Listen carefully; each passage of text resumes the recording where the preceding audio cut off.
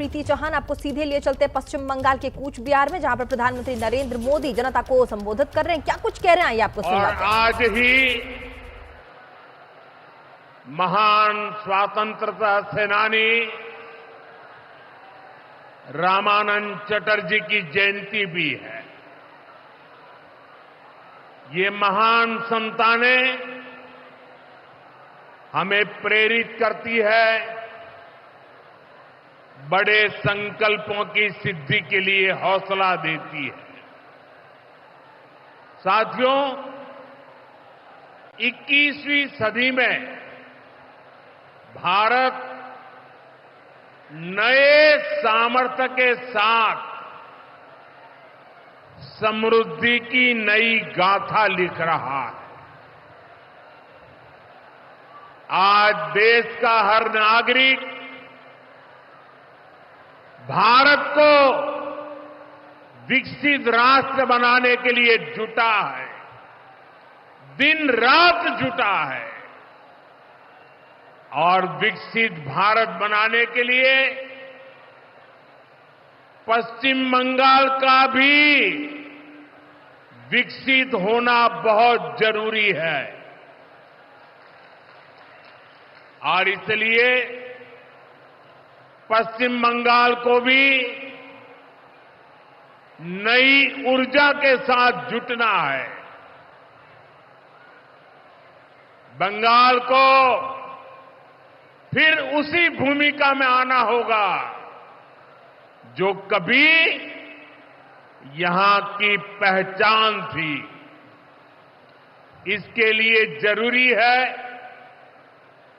कि पश्चिम बंगाल फिर से नॉलेज का, ज्ञान विज्ञान का केंद्र बने। बंगाल मेक इन इंडिया का एक बहुत बड़ा सेंटर बने। बंगाल देश में पोर्ट लेड डेवलपमेंट को गति दे। बंगाल अपनी विरासत पर गर्व करते हुए,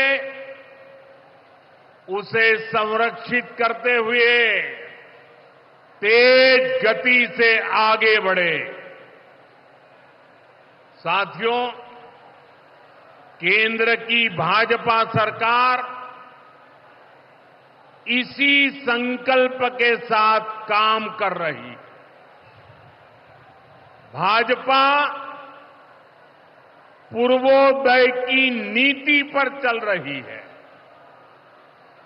बीते दशक में बीजेपी सरकार ने यहां के विकास के लिए हजारों करोड़ों का निवेश किया है।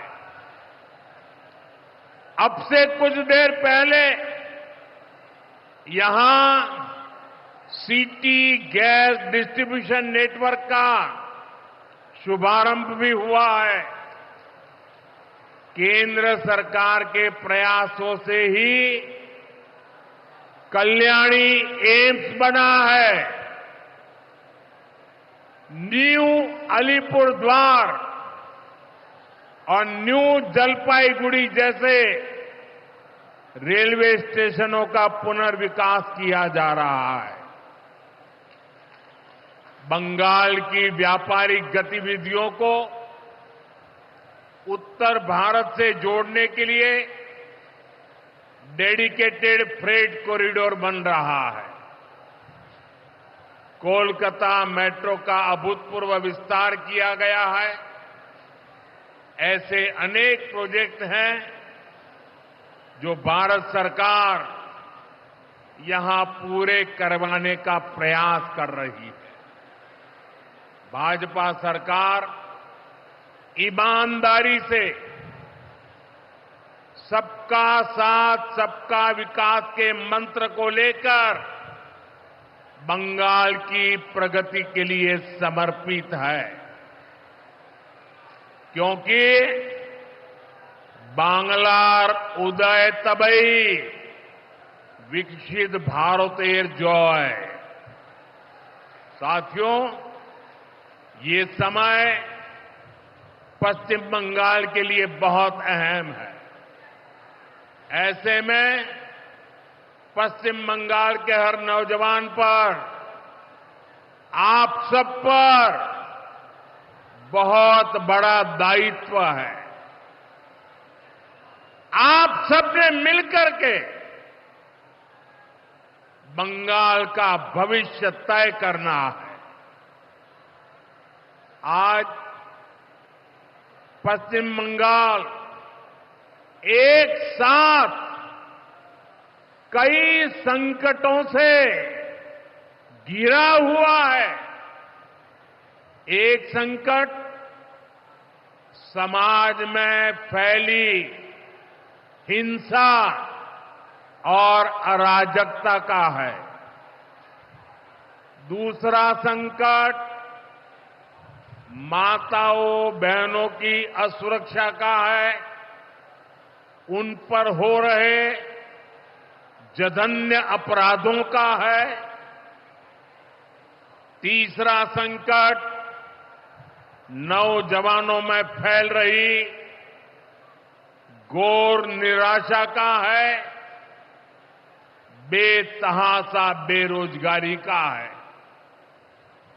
चौथा संकट घनघोर करप्शन का है।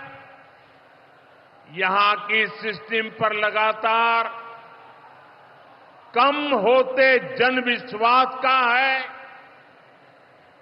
और पांचवा संकट गरीबों का हक छीनने वाली सत्ताधारी पार्टी की स्वार्थी राजनीति का है। साथियों, यहां मुर्शिदाबाद में जो कुछ हुआ, मालदा में जो कुछ हुआ, वो यहां की सरकार की निर्ममता का उदाहरण है। दंगों में गरीब माताओं बहनों की जीवन भर की पूंजी राख कर दी गई। तुष्टीकरण के नाम पर गुंडागिर्दी को खुली छूट दे दी गई। जब सरकार चलाने वाले एक पार्टी के लोग, विधायक, कॉरपोरेटर ही लोगों के घरों को चिन्हित करके जलाते हैं और पुलिस तमाशा देखती है, तो उस भयावह स्थिति की कल्पना की जा सकती है। मैं बंगाल की भद्र जनता से पूछता हूं, क्या सरकारें ऐसे चलती हैं? यही भावे छोड़कर चलेगी? साथियों, बंगाल की जनता पर हो रहे इन अत्याचारों से यहां की निर्मम सरकार को कोई फर्क नहीं पड़ता। यहां बात बात पर कोर्ट को दखल देना पड़ता है।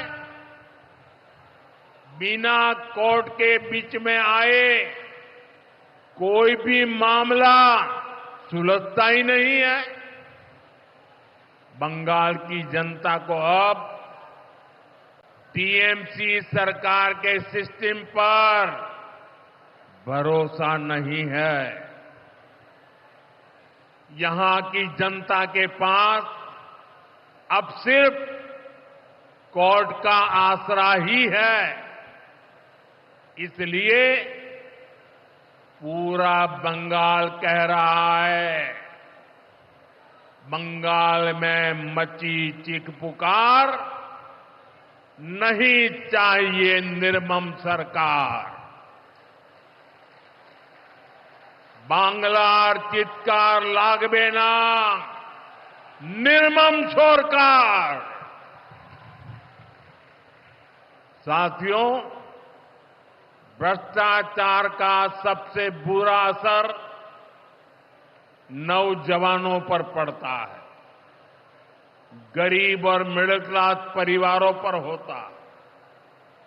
भ्रष्टाचार कैसे चारों तरफ बर्बादी लाता है, ये हमने टीचर भर्ती घोटाले में देखा है।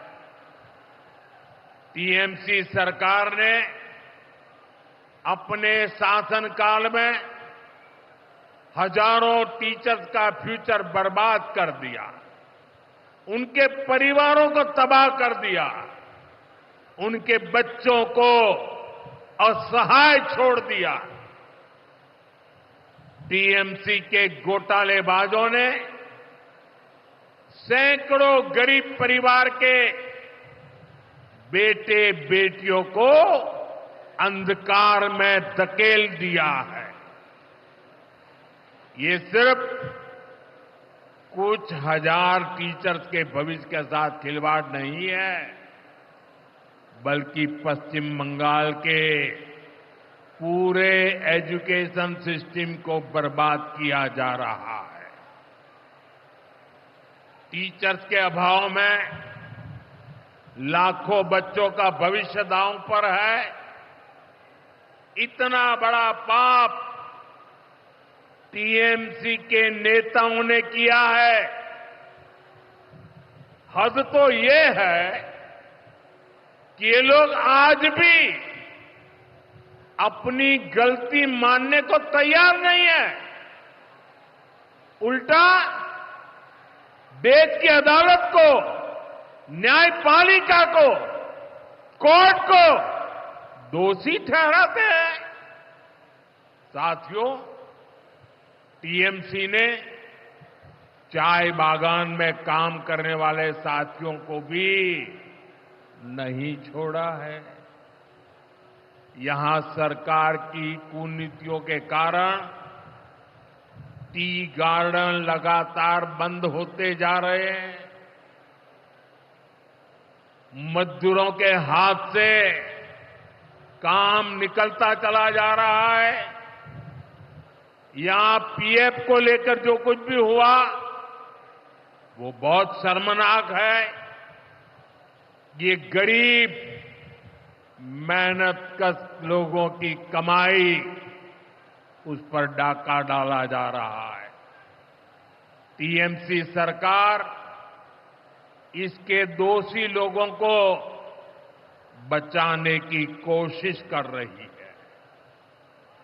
और मैं बंगाल के मेरे भाई बहन आपको विश्वास दिलाने आया हूं, भाजपा ये नहीं होने देगी।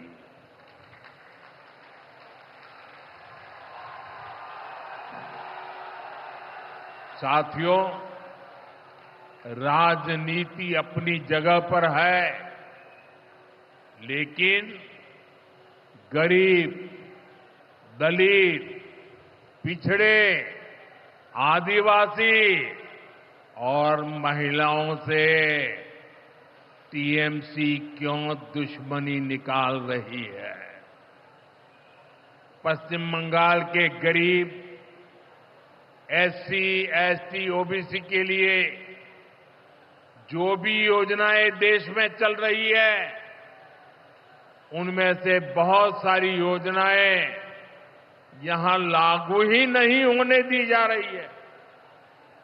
पूरे देश में करोड़ों लोगों को आयुष्मान योजना के तहत मुफ्त इलाज मिल चुका है, लेकिन मुझे दुख के साथ कहना पड़ रहा है, इसका फायदा पश्चिम बंगाल के मेरे भाई बहनों को नहीं मिल रहा। पश्चिम बंगाल का कोई साथी अगर दिल्ली, बेंगलुरु, चेन्नई गया है, उसको वहां मुफ्त इलाज नहीं मिल पाता है, क्योंकि निर्मम सरकार ने बंगाल के अपने लोगों को आयुष्मान कार्ड देने ही नहीं दिया। आज देश भर में 70 वर्ष से ऊपर के बुजुर्गों को 5 लाख रुपए तक मुफ्त इलाज की सुविधा मिल रही है। मैं तो चाहता हूं कि पश्चिम बंगाल में भी 70 वर्ष से ऊपर के सभी बुजुर्गों को मुफ्त इलाज की सुविधा मिले। लेकिन टीएमसी सरकार ये नहीं करने दे रही है। केंद्र की बीजेपी सरकार देश भर में गरीब परिवारों को पक्के घर बनाकर दे रही है, लेकिन पश्चिम बंगाल में लाखों परिवारों का घर नहीं बन पा रहा है, क्योंकि टीएमसी के लोग इसमें भी गरीब के पास से कट और कमीशन की मांग कर रहे हैं। आखिर टीएमसी सरकार आप लोगों को लेकर इतनी निर्मम क्यों है? साथियों, यहां की निर्मम सरकार के जितने उदाहरण दो वो कम है। पश्चिम बंगाल में बहुत बड़ी संख्या में हमारे विश्वकर्मा भाई बहन हैं।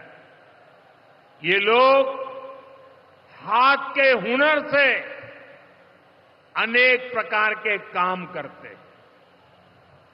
इनके लिए पहली बार भाजपा सरकार विश्वकर्मा योजना लाई है।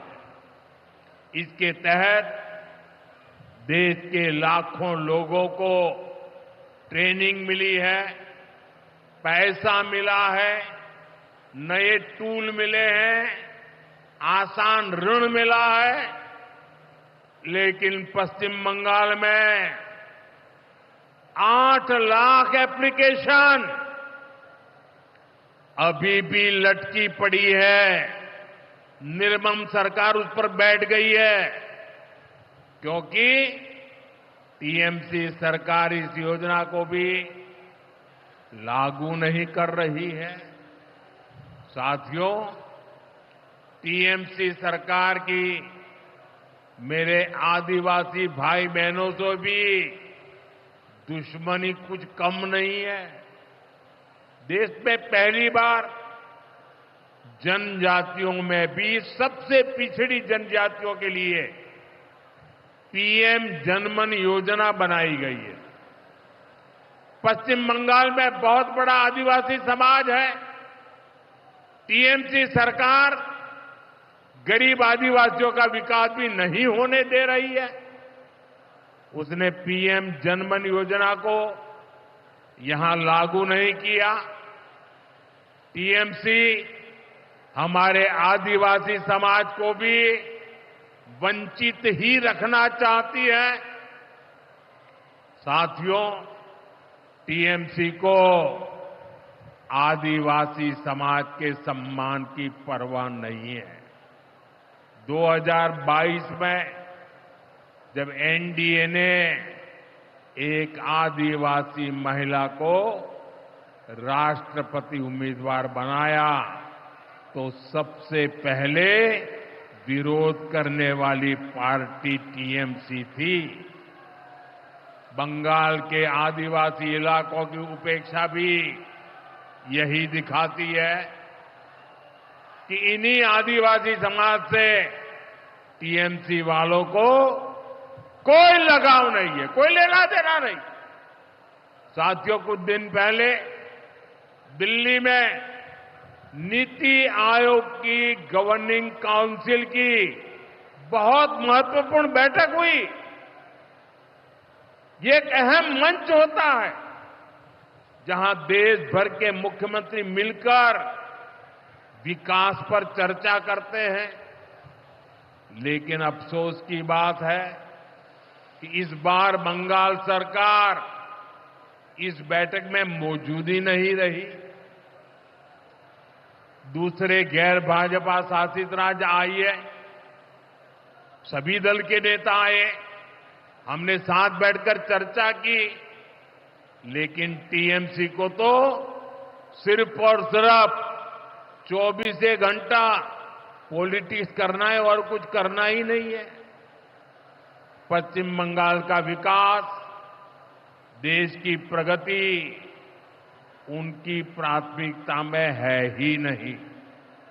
साथियों, केंद्र सरकार की जिन योजनाओं को यहां लागू किया भी गया है, उनको पूरा नहीं किया जा रहा। पीएम ग्राम सड़क योजना के तहत पश्चिम बंगाल के गांवों के लिए 4000 किलोमीटर की सड़कें स्वीकृत की गई। इनको पिछले साल तक पूरा हो जाना था। 4000 किलोमीटर तो छोड़िए, यहां 400 किलोमीटर सड़कें भी नहीं बन पाई है। साथियों, इंफ्रास्ट्रक्चर के काम से सुविधाएं भी बनती है और रोजगार भी बनते हैं, लेकिन हालत ये है कि पश्चिम बंगाल में 16 बड़े इंफ्रास्ट्रक्चर प्रोजेक्ट यहां की सरकार अटकाए हुए है। ये 90,000 करोड़ रुपए से अधिक के प्रोजेक्ट है। कहीं रेल लाइन आनी थी, रुकी पड़ी है। कहीं मेट्रो बननी थी, रुकी पड़ी है। कहीं हाईवे बनना था, बंद पड़ा है। कहीं अस्पताल बनना था, कोई पूछने वाला नहीं। ऐसे प्रोजेक्ट्स को ये टीएमसी ने लटका करके रखा है। ये पश्चिम बंगाल के आप लोगों के साथ बहुत बड़ा धोखा है।